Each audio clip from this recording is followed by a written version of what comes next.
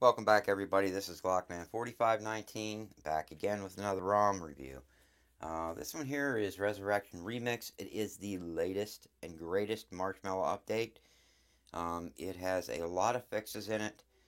They were having some issues with the very last build, not flashing properly, and a couple other issues. This one, I am happy to say, is flashing and booting perfectly. And I'm on multi-ROM, so it's working great for me. Also, um, anybody that is that uses multi-ROM and that knows anything about it, there was an update to multi-ROM. There was an update to Twerp. It was updated to version 3.0.0.0, and as soon as it was released, it wasn't hours after its release, and Tazadar released an official, not unofficial, but an official version of Multi-ROM, updated with the new 3.0 version of Team Win Recovery.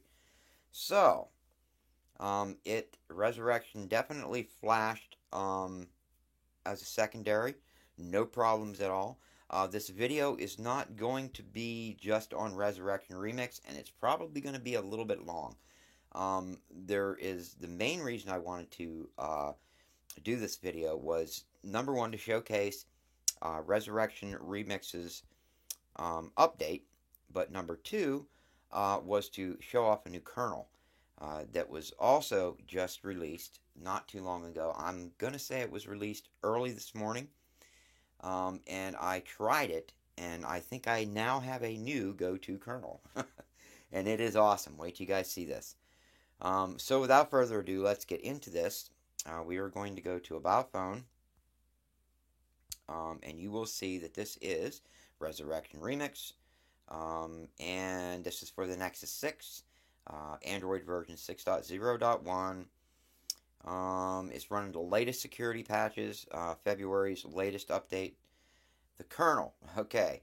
I want to say Blackbird, but it's not Blackbird. It's the way it was named and wrote down. It looks like Blackbird, but it's actually B14CK B1RD-V10 or V version dot 1.0 dash M, which means it's for Marshmallow. Basically, what this kernel is it is a high performance kernel. So if you guys are into overclocking, overclocking your CPU, your GPUs, this is one of those kernels that you can do that with, especially if you're using the proper kernel auditor or kernel tool. Now, I'm using kernel auditor. It doesn't give me all the options I'd like to have, but it gives me enough to have some fun with the kernel. For the most part, though, you can flash this kernel and forget it. Just leave it the way it is. And it is super, super fast. I didn't experience any overheating issues with it neither. So let's go ahead and get into this ROM. I am running SuperSUIT version beta 2.52. That I like to use that whenever possible. I do not use systemless root. And this does come with kernel auditor built right into it. So we're going to go right in and look at the kernel right now. The way I have it set up, kind of weird. I'm using the Mako hot plug, which means that all four cores are not supposed to come online unless there is a heavy demand. Um, with me running videos, I've got a ton of apps running in the background. That is why all of the cores are up and running. But as you can see, um, you can max the CPUs out to 3091 megahertz. That's 3.091 gigahertz. That's fast, guys. For the Nexus 6, that's fast.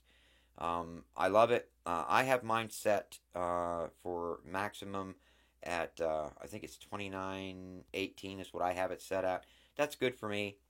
But I also have the minimum at 35, and that is for like sleep mode, stuff like that. So that's usually how I set it up. But it also does come with the Mako hot plug. So if you want to use the Mako hot plug, you would definitely want to click apply on boot, turn it on. You'd want to set your settings the way I showed you in the one video to get the Mako hot plug to work correctly. No, this should be 50. 1 and 1. Perfect, perfect. And the threshold cutoff should be about 24. Where it kicks in should be about 2496 megahertz. And that is apply on boot.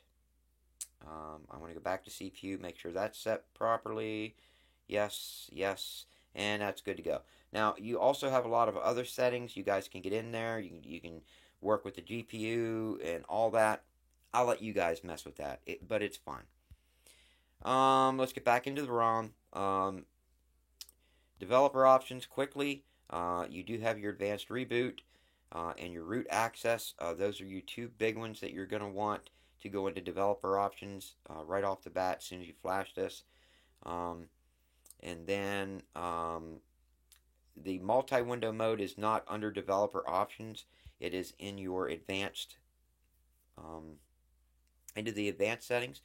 So we are going to go up into that actually right now because these other settings do not have anything except for, I do want to show you this. There is a feature out. I've noticed it on a lot of ROMs. It's in the lock screen settings. And I really wasn't using it until now. I wanted to try it, see what it is, and it's pretty cool. It is the lock screen, live lock screen.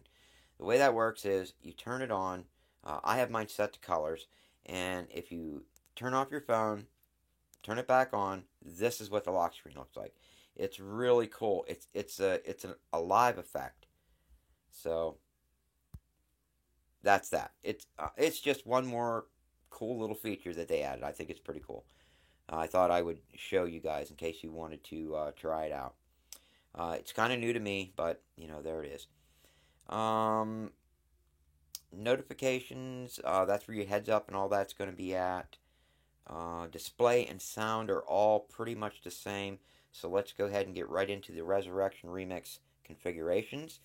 You have your status bar, clock customizations, many customizations for that. Color, size, font, you name it, where you want to put it, that's there. We also have your battery status style. Right now I am running with mine hidden because I do have the 3-minute mod on and it's working for now. I will say this is one of those ROMs where the 3-minute mod works sometimes and sometimes it doesn't. I don't know why, but that's just the way it is. Also, you have your status bar if you want to have that. Whoops, those are the icons. Your battery bar if you so choose to use it. Those are your settings. You have your status bar icons. You can turn them off or on. Pick and choose. Network settings. You know, here's the Resurrection Remix logo. I choose to run it. I think if a ROM has a logo offered, I'm going to run it. I do have this set up, and it was on. Actually, I think it was working, and now it's not, and I don't know why. It may be the 3-minute battery mod conflicting with it. That would be my guess. And then you can choose of other options to have things show in your status bar or not. Then you have your breathing notifications if you want to use those. Buttons, nav bar buttons. Then you have your nav bar layout. This is your typical, the way you move it. You hit the edit button, physically move the buttons where you want it. As soon as you're done, then you would click save, and you're good to go. Let's see, your dimensions. The dimensions on this are pretty much the same. They're standard dimensions. There's nothing larger than 48 dpi.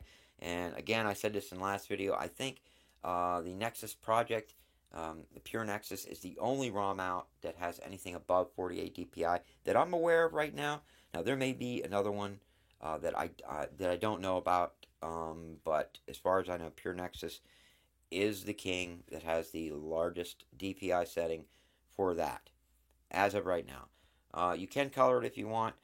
I choose not to because I am running themes, and it does conflict with the themes. You have your power menu. Plenty of options to choose from in that category. You can choose for your power button to end a call if you want. Press power button twice for camera. I do like those two options. I do use it. Then you have your volume button settings. Mostly that is for music. And if you guys listen to music, you would definitely want to use those options.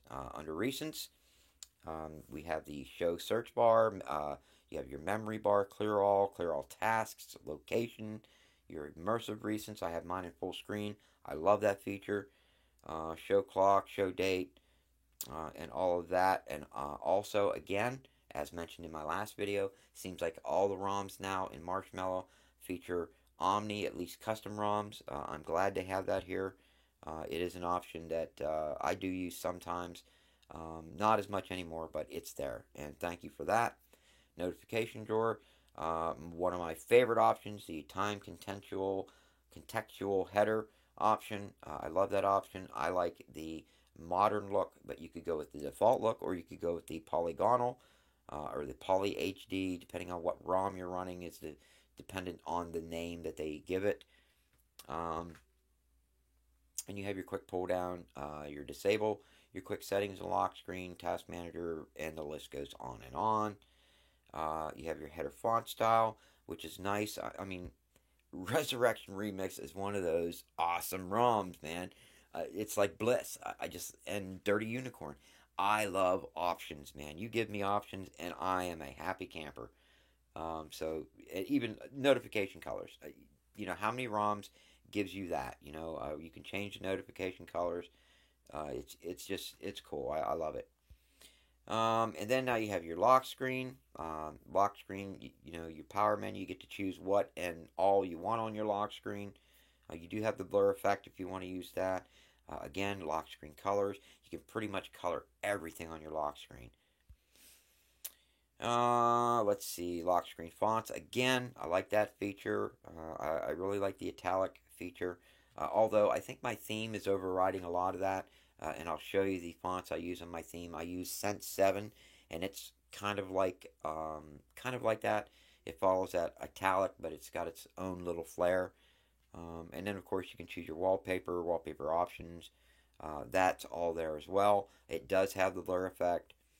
Now we are to animations. You have your screen animations, toast icons. You have your live animations, your power animations.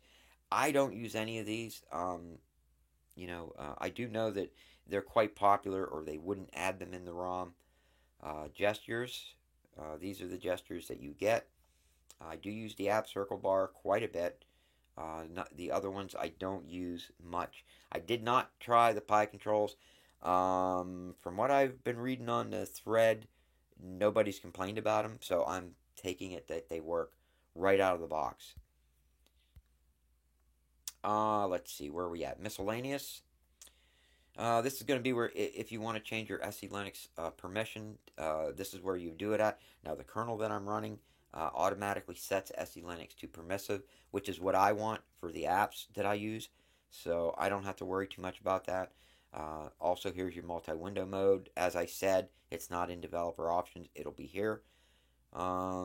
Restart system UI. That is a nice feature to have.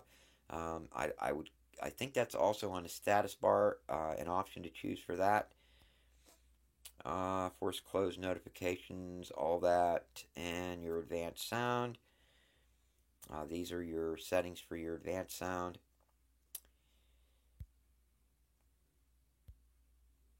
And then, of course, last but not least are your updates. And from what the thread was saying, the developer said that the latest update, which is this one right here, that from here on out the updates will work. So the OTA app that's built into this will work. It will download or detect any updates, and if you have it set up to do so, it will automatically download them, and then all you have to do is install. And I think you have to just do a white cache Dalvik install. And I think you have to install the GApps too, but you do not have to wipe data.